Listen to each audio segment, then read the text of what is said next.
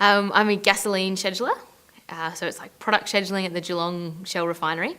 And it's almost like being a baker, except I bake gasoline cakes.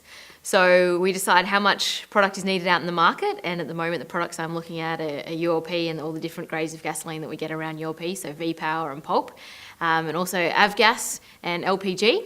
And we're saying how much does the market need, and then I'm producing that or writing the recipes to be able to produce that for the market.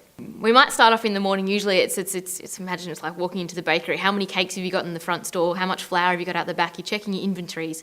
My inventories are tanks, so I'm looking at all my tank levels and saying, okay, I've got about 100 different tanks, and I'm thinking about the levels in those, what products I need to make today, checking that overnight we ran the products we expected, and then actually looking at all the different units we have at the refinery that are running down these products and checking that they're running the way that we expect them to.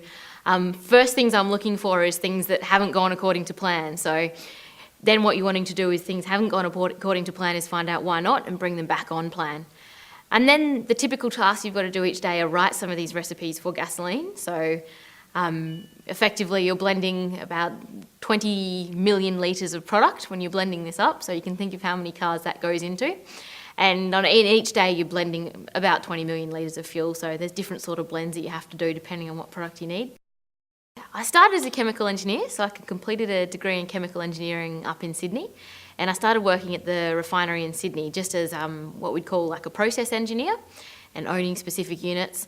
And then I took a real interest in the scheduling side of things and the economics, the more sort of business side of things. And there's some roles within the refinery you can do around that. So I joined a new division of Shell called Supply, and it's all about basically getting fuel to the customer and helping the refinery operate in the optimal way to meet what the customer wants at the end of the day.